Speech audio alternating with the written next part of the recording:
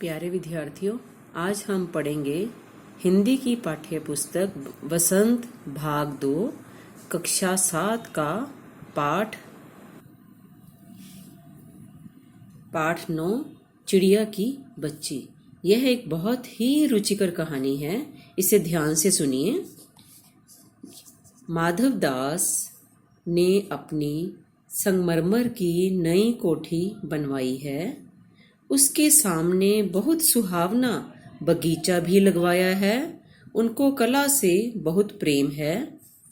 धन की कमी नहीं है और कोई व्यसन छू नहीं गया है। सुंदर अभिरुचि के आदमी हैं। फूल पौधे रकाबियों से हौजों में लगे फव्वारों में उछलता हुआ पानी उन्हें बहुत अच्छा लगता है। समय भी उनके पास काफ़ी है। शाम को जब दिन की गर्मी ढल जाती है और आसमान कई रंगों का हो जाता है, तब कोठी के बाहर चबूतरे पर तख्त डलवाकर मसनद के सहारे वह गलीचे पर बैठते हैं।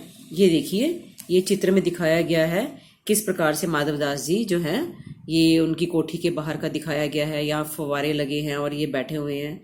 पेड़ पौधे इनके आसपास दिखाए हैं और प्रकृति की छटा निहारते हैं। इनमें मानो उनके मन को तृप्ति मिलती है। तृप्ति मैंने आनंद। मित्र हुए तो उनसे विनोद चर्चा करते हैं। जब उनके पास आके उनके मित्र बैठते हैं तो उनसे बातचीत करते रहते हैं, हंसी मजाक करते हैं। नहीं तो पास रखे हुए फर्शी हुक्के की सटक को मुंह में दिए ख्याल ही ख्याल में संध्या को स्वप्न की भांति गुजार देते हैं। आज कुछ कुछ बादल थे। घटा गहरी नहीं थी। धूप का प्रकाश उनमें से छन छन कर आ रहा था। माधवदास मसनद के सहारे बैठे थे। उन्हें जिंदगी में क्या स्वाद नहीं मिला है, पर जी भरकर भी कुछ खाली सा रहता है। उस दिन संध्या समय उनके देखते देखते सामने की गुलाब की डाली पर एक चिड़िया आन बैठी। चिड़िया बहुत सुंदर थी।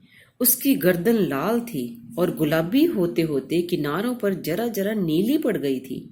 पंख ऊपर से चमकदार स्याह थे। उसका नन्हा सा सिर तो बहुत प्यारा लगता था और शरीर पर विचित्र चित्रकारी थी। चिड़िया को मानो माधवदास की सत्ता का कुछ पता नहीं था और मानो तनिक देर का आराम भी उसे नहीं चाहिए था। कभी पर हिलाती थी, कभी फुदकती थी। वह खूब खुश मालूम होती थी। अपनी नन्ही सी चोंच से प्यारी प्यारी आवाज निकाल रही थी। माधवदास को वह चिड़िया बड़ी मनमानी लगी। उसकी स्वच्छंदता बड़ी प्यारी जान पड़ती थी। कुछ देर तक वह उस चिड़िया का इस जाल से उस जाल थिरकना देखते रहे। इस समय वह अपना बहुत कुछ भूल गए। उन्होंने उस चिड़िया से कहा, आओ, तुम बड़ी अच्छी आई। यह बगीचा तुम लोगों के बिना सूना सा लगता है। सुनो चिड़िया, तुम खुशी से यह समझो कि यह बगीचा मैंने तुम्हारे लिए ही बनवाया है। तुम बेखटके यहाँ आया करो।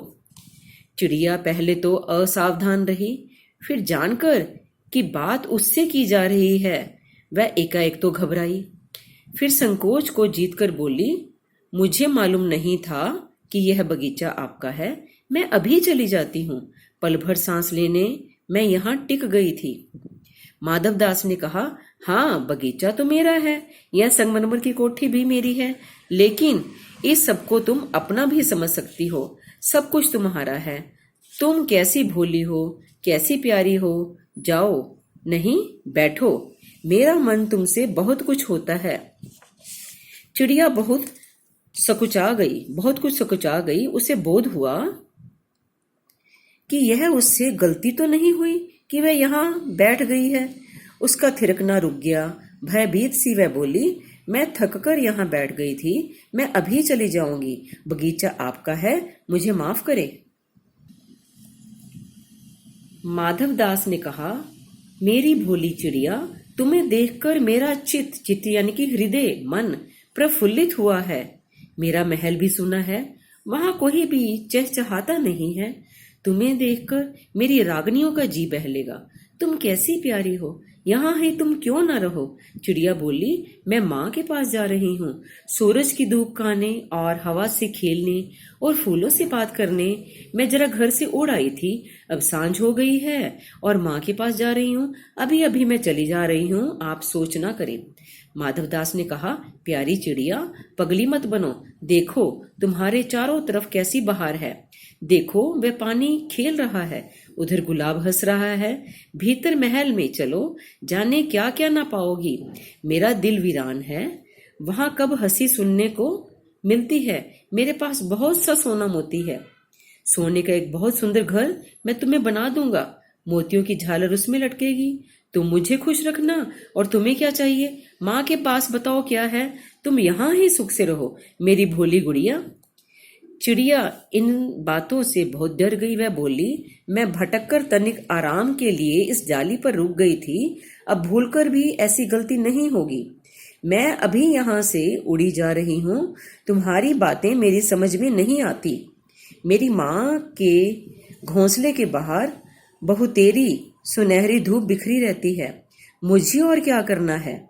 2 दाने माँ ला देती है, और जब मैं पर खोलने बाहर जाती हूँ तो माँ मेरी बाट देखती रहती है। मुझे तुम और कुछ मत समझो, मैं अपनी माँ की हूँ।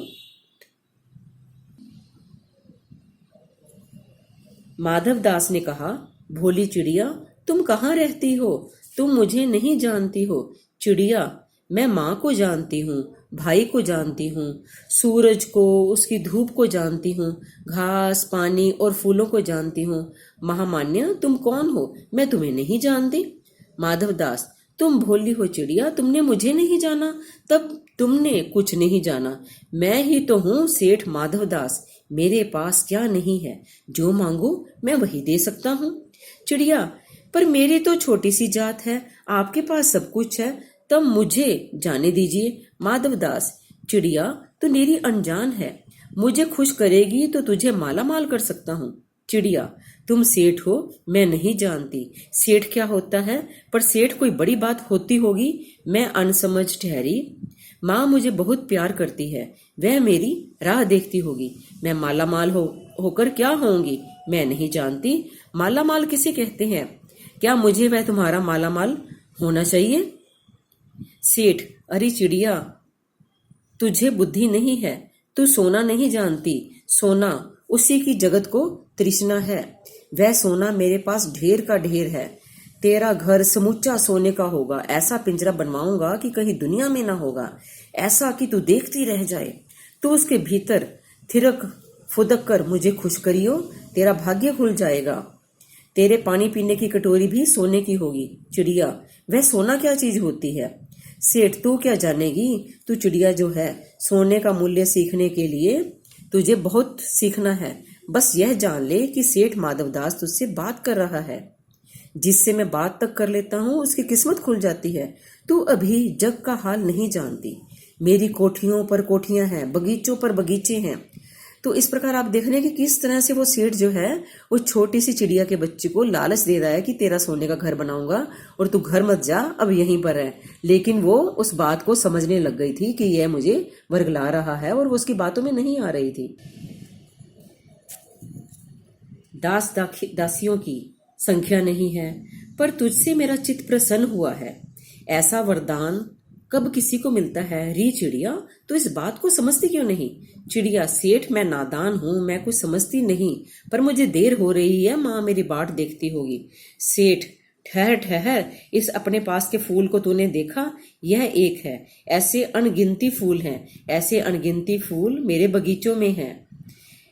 वे भांति भांति के रंग के हैं, तरह तरह की उनकी खुशबू है। चिड़िया, तेने मेरा चित्त प्रसन्न किया है, और वे सब फूल तेरे लिए खिला करेंगे। वहां घोंसले में तेरी माँ है, पर माँ क्या है? इस बहार के सामने तेरी माँ क्या है? वहां तेरे घोंसले में कुछ भी तो नहीं है। तू अपने को नहीं देखती? कैसी सुंदर तेरी गर्दन, कैसी रंगीन देह। तू अपने मूल्य को क्यों नहीं देखती? मैं तुझे सोने से मढ़कर तेरे मूल्य को चमका दूंगा। तेने मेरे चित्त को प्रसन्न किया है, तू मत जा, यहीं रह। चिड़िया, सेठ, मैं अपने को नहीं जानती, इतना जानती हूँ कि माँ मेरी माँ है और मुझे यहाँ देर हो रही है। सेठ, मुझे रात मत करो। रात में अंधेरा बहुत हो जाता है और मैं राह भूल जाऊंगी। सेठ ने कहा, अरे, सेठ ने कहा, अच्छा, चिड़िया जाती हो तो जाओ, पर इस बगीचे को अपना ही समझो, तुम बहुत सुंदर हो। यह कहने के साथ ही सेठ ने एक बटन दबा दिया। उसके दबने से दूर कोठी के अंदर आवाज हुई, जिसे सुनकर एक दास झटपट भागकर बाहर आया। यह सब क्षण भर में हो गया और चिड़िया कुछ भी नहीं समझी। सेठ कहते रहे, तुम अभी माँ के पास जाओ, माँ बाट देखती होगी, पर कल आओगी ना, कल आना, परसों आना, रोज आना। यह कहते कहते दास को सेठ ने इशारा कर दिया और वह चिड़िया को पकड़ने के जतन में चला। सेठ कहते रहे, सच तुम बड़ी सुंदर लगती हो। तुम्हारे भाई बहन हैं? कितने भाई बहन हैं? तो देखा सेठ किस प्रकार से चिड़िया को अपने नौकर द्वारा पकड़ने का प्रयत्न कर रहा है और उसे अपनी बातों में लगाया हुआ है उसने। ये देखिए किस प्रकार से ये सेठ का नौकर जो है ये चिड़िया को पकड़ने के लिए उसके पीछे भाग रहा है। चिड़िया, दो बहन एक भाई, पर मुझे देर हो रही है। हाँ हाँ जाना, अभी तो उजेला है। दो बहन एक भाई, बड़ी अच्छी बात है। पर चिड़िया के मन के भीतर जाने क्यों चैन नहीं था। वह चौकन्नी हो चारों ओर देखती थी। उसने कहा, सेठ, मुझे देर हो रही है। सेठ ने कहा, अभी देर कहाँ, अभी उजेला है मेरी प्यारी चिड़िया। तुम अपने घर का इतने और हाल सुनाओ, भय मत करो। चिड़िया ने कहा, सेठ, मुझे डर लगता है। माँ मेरी दूर है, रात हो जाएगी तो राह नहीं सूझेगी। इतने में चिड़िया को बोध हुआ कि जैसे एक कठोर स्पर्श उसके देह को छू गया। वह चीख देकर चिचियाई और एकदम उड़ी। नौकर के फैले हुए पंजे में वह आकर भी नहीं आ सकी। तब वह उड़ती हुई एक सांस में माँ के पास गई। ये देखिए घोंसले में किस प्रकार से बच्चा अपनी माँ के पास पहुंच गया। वो नन्ही सी चिड़िया अपनी माता के पास सुरक्षित पहुंच चुकी है और माँ की गोद में गिरकर सुबकने लगी। ओ माँ, ओ माँ। माँ ने बच्ची को छाती से चिपटाकर पूछा, क्या है मेरी बच्ची, क्या है? पर बच्ची कांप कांप कर माँ की छाती से और चिपक गई। बोली, कुछ नहीं, बस सुबकती रही। ओ माँ, ओ माँ। बड़ी देर में उसे ढांढस बंधा और तब वह पलक मींच उस छाती में ही चिपक कर सोई, जैसे अब पलक न खोलेगी। तो देखा प्यारे बच्चों, आपने किस प्रकार से आपने जनेंद्र कुमार जी द्वारा लिखित ये कहानी सुनी। अच्छी लगी ना कहानी? ये बहुत ही रोचक कहानी है। मुझे लगता है आपको बहुत ही पसंद आई होगी। धन्यवाद।